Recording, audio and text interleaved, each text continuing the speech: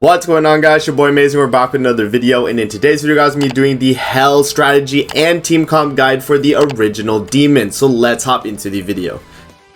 Alright guys, let's go over the team comps first, and then we'll actually talk about the actual run itself, and I'll kind of give you guys a rundown on what you should be doing and, like, you know, strategies for it. But yeah, man, this is the exact team that you guys are going to want to be running. Obviously the team will be different for your partner, but for let's say like one person's bringing Diane, the other person's going to be bringing Arthur, and this is the main comp that you're going to be bringing. You're bringing Trader Meliodas here because Trader Meliodas is probably the strongest single target DPS in the game. You know, when built up enough, so he has amplify single target, so he's going to be the main DPS for this raid. And if you do have his ultimate duped up a little bit, it will hit very hard on the final phase or even the second phase of the fight as well. So Trader Meliodas is going to be a staple character. You definitely want to bring Trader Meliodas. And in terms of the link for him, I actually do run Margaret Link. And if you guys don't know what Margaret Link does, Margaret Link actually does boost your damage when the enemy has a buff. So increases the hero's attack by 5% for each stance or buff on the enemy when using a skill, and a few phases of the fight actually have the boss buff up. So having melee with the Margaret Link could actually help you get that extra damage you need, because throughout the fight there are some damage caps as well. So, you know, having Sario Link isn't really needed in my opinion. So yeah, you can kind of just run Margaret Link and you'll get away with that. So if you don't have Margaret Link 6 out of 6, then you can just run Sario Link, by the way, but it should be fine with the way it is. Gowther here is going to be on HP defense. In terms of like the Link as well, you could just run King Link. But yeah, running Gowther HP defense, you know, you don't even really need the Holy Relic. It's just kind of there for CC. I only have it there for CC at least. But yeah, you definitely want to make sure you bring Red Gowther because you're going to need the rank ups. And then you have Diane here. In terms of gear for Diane, you can either go attack defense or HP defense. I've seen attack defense work really well. So definitely run attack defense if you have it. If not, then run HP defense. And then the swap in for Diane, if you do not have her, will be Red Arthur. So Red Arthur is going to be a character you definitely want to bring if you do not have Diane built. And you want to make sure your partner is going to have Diane if you are running that comp. So this is definitely a comp you guys can run, or you can run the Diane comp. And another DPS character actually you can use instead of Trader Melee, and I'll kind of talk about alternatives as well for the other characters, but there's not too many because this brand new demon is really hard.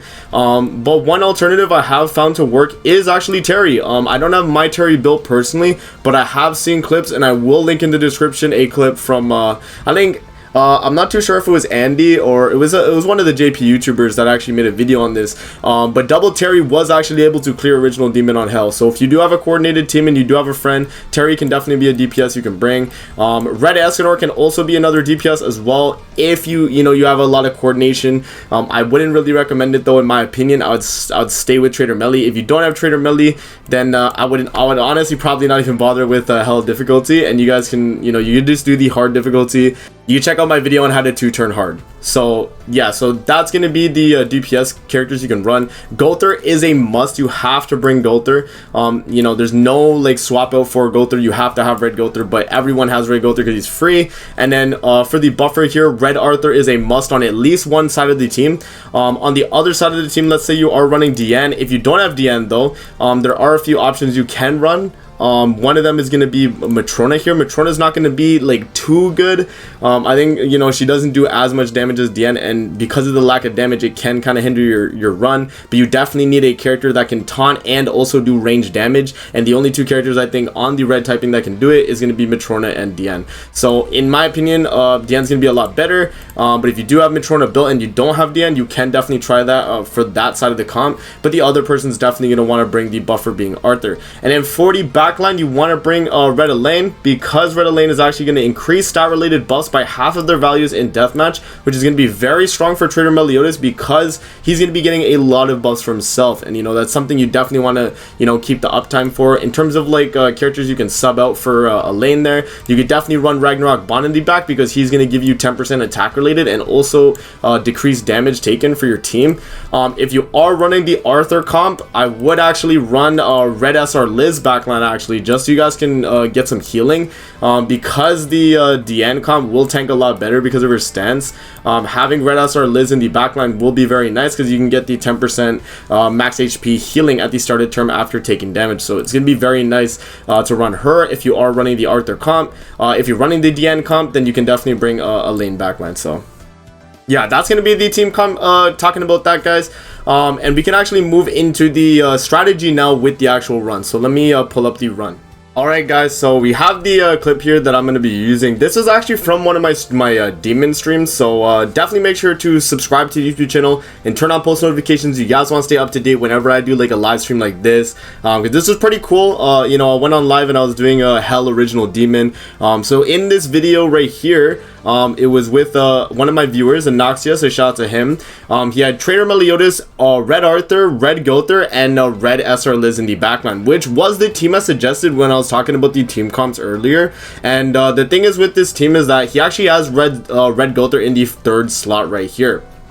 So I'm gonna play the video and I'm actually gonna go a little bit further and show you guys my team right here. So my team, I actually have my Gother on the far left, and the reason why this is important is because you want to have different Gother positioning so that you start with a you know, a higher chance of actually getting a Gother rank up. If you guys don't know, depending on the slot of the character, you will actually top deck the exact same hand as your partner. So let's say I have Red Gother in this 1st slot right here, and he had what was it, Trader Meliodas in the 1st slot. So if I merged my attack seal, let's say, and I top decked an attack seal, he would actually merge a single target. So because we're in the exact same slot, you know, our cards would match up and we would, you know, have that kind of scenario. Let's actually hop in now and kind of go over the run itself. So now that we've gotten you know, our team comp situated, I'm running the Diane comp with the Elaine backline. He was running the Arthur comp. So let's actually hop in and get to the fight here.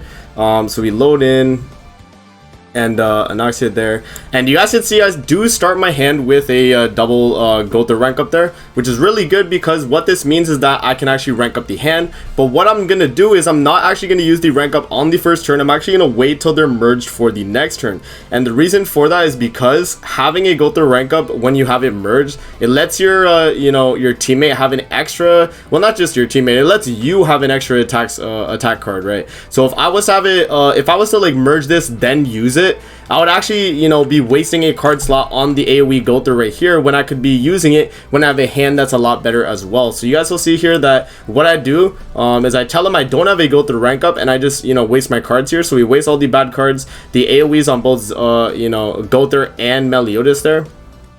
And then I actually make sure I use the Diane taunt. You always want to use the Diane taunt off the 1st turn if you are running Diane. So definitely make sure to do that. And then yeah, you can just waste your cards and kind of move on here. So let's actually see our turn happen here. So you guys can see I did actually top deck a pretty good hand as well. We got 2 melee single targets and a Diane single target, so it's pretty good for the hand right there. So what happens here is, you know, he does the damage, he does his AoEs.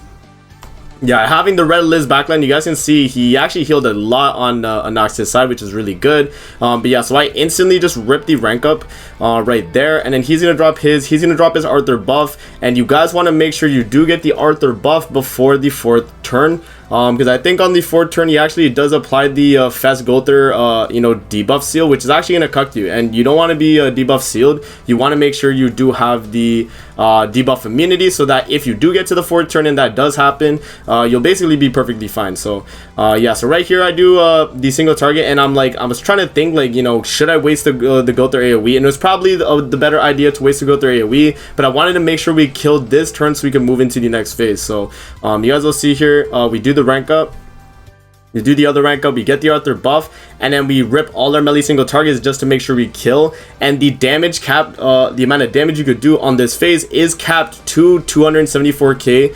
So you're not going to be able to do any more than that no matter how hard your Meliodas hits. You guys can see that both our Meliodas did hit the damage cap there. So moving into the 2nd phase here, the 2nd phase is actually going to have something special, where this is why you needed Diane or Matrona, as I was talking about. And the reason for needing them is because of this range damage right here. So you guys can see the original demon boss does have this little gray buff on the top left, and you want to make sure you use a ranged damage skill, and the only characters on the field here that have ranged damage skill is going to be Diane.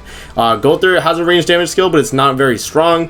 You can also bypass this buff that he has with a ultimate as well, so if you do go into this phase with an ultimate, you can use that as well. But you know, most of the time you're probably not going to have an ultimate prepped anyway, so you want to just make sure you rip a Diane rank 3. I think the amount of damage you need to do, by the way, is only like 10%, so it's nothing crazy. As long as you have like a HP defense or attack defense Diane, you'll definitely be able to do the amount of damage needed. But you can see here that I actually made sure to do my rank 3 there, and I told him to just waste his Gowther seals because I knew I was going to get the kill. This phase is actually not damage capped, so the more melee buffs you have on you, the more like safer it is to actually get the kill there. So you can see he ripped his melee single target, he did his other single target there, and the boss is pretty low. If you actually do get him to around this part of his HP, around like less than 10%, he will actually get an invincibility buff, and the only way you can kill through the invincibility is by having an ultimate. So having an ultimate on this phase as well, like let's just say like a Gowther ult, and you can use it as the last card in your hand, that's actually not a bad idea, just in case you do proc the invincibility. We actually did not proc the invincibility in this run, so you can see that my Meliodas does kill. You can see there's also just no damage cap, so the amount of damage you're able to do is just you know, absolutely insane at this point, moving into the final phase. But the final phase here is going to be you know, pretty straightforward as well, kind of off the phase right there. Basically this phase is usually you want to lay out on the damage and go crazy. The damage cap on this phase is going to be 492,000 damage per card, so you're not going to be able to do more than that. And I think his total health on this phase is around 1 million HP, around 1.1 1.2 million HP ish, probably a little bit less actually, considering the amount of damage we're able to do. But yeah, he rips a Gowther rank up there. I do my Diane single target, which is going to do a lot of damage there, and then I rip my Meliodas single target and my ultimate. It actually is just enough to kill. So you see we do 492,000, we drop the ultimate, and then we do actually get the kill. So obviously not everyone's gonna have a 6/6 Trader Meliodas to do the damage cap on the ultimate there, but if you just have like another melee single target there, you're able to actually get the kill, and you know, at that point the boss is basically dead. So yeah, that's basically the run, guys, for doing hard, or not hard, if you're doing hell. Right, if you're doing hell run, that's the team comp and the strategy. Let me know in the comment section below if this helped you. And this was actually on my stream, which I did mention, so you know, definitely make sure to turn on post notifications. If I do go live, you guys can actually send me your original demons live as well, so that's gonna be pretty cool there. And with that out of the way, that's gonna be it, and I'll see you guys in the next video. Peace out and have a great rest of your day.